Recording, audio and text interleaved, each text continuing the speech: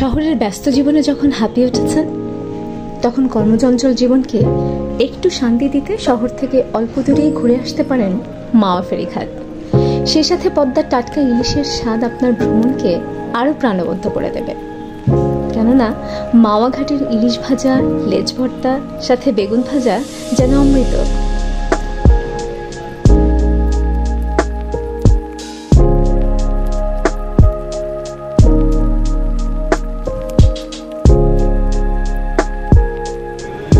মাওয়াঘাট বাংলাদেশের ঢাকা জেলার লৌহজং উপজেলার পদ্মা নদীর তীরে অবস্থিত।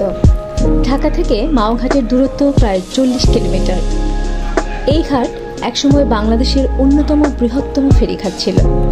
এটি ছিল দেশের দক্ষিণ অঞ্চলের 21টি জেলার সাথে ঢাকা সড়ক পথে যোগাযোগের অন্যতম মাধ্যম। পদ্মা সেতু চালু হওয়ার পরে এই ঘাটে এখন আর ফেরি চলাচল করে না। তবে মাওয়া ফেরিঘাট পর্যটন সমৃদ্ধ এলাকা।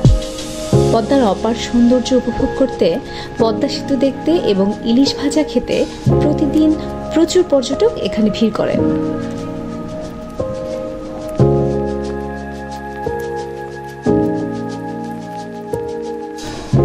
মাওয়াঘাটে ছোট বড় অনেকগুলো রেস্টুরেন্ট বা খাবারের হোটেল আছে। তাদের মধ্যে শখের হাড়ি, ইলিশ ভোজ, ইলিশ আড্ডা, নিরিবিলি, কুটুমবাড়ি ইত্যাদি উল্লেখযোগ্য। সব হোটেলে ইলিশ ভাজা পাওয়া যায়। দাম নেবে প্রতি পিস 100 টাকা। এছাড়া নিজেই ইলিশ মাছ কিনে ভেজে খেতে পারেন। আকার ভেদে ইলিশের দাম নেবে 1500 থেকে 2500 টাকা কেজি। ভাজার জন্য ওরা আলাদা টাকা নেবে।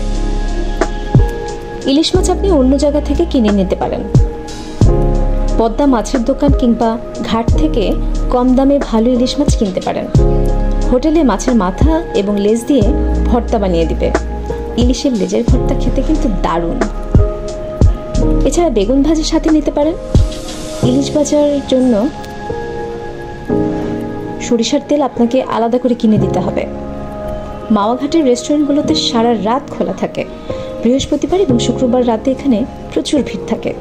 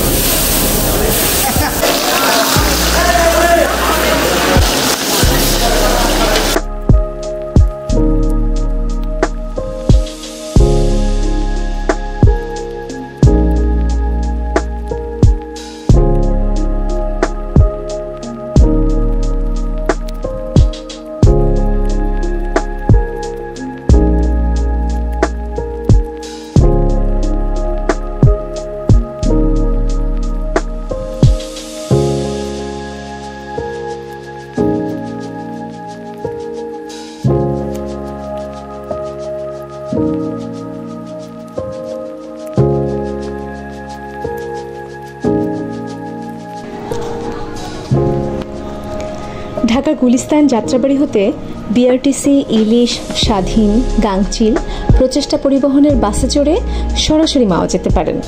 ভাড়া নেবে 70 টাকা। মিরপুর থেকে ফার্মগেট, শাহবাগ হয়ে স্বাধীন পরিবহন এবং উত্তরা থেকে রামপুরা হয়ে প্রচেষ্টা পরিবহনে মাওয়া আসে। ভাড়া নেয় 100 টাকা। প্রাইভেট কার কিংবা বাইক নিয়েও মাওয়া যেতে পারেন।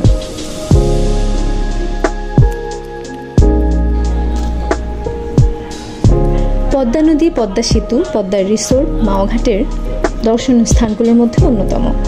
এছাড়া পদ্মা নদীতে ট্রলার ভাড়া করে ঘুরতে পারেন। স্পিড বোটে পদ্মার ওপারে কাওড়াকান্দি ঘাটে যেতে পারেন। বাসে উঠে পদ্মা সেতু পার হয়ে ভাঙ্গা পর্যন্তও যেতে পারেন।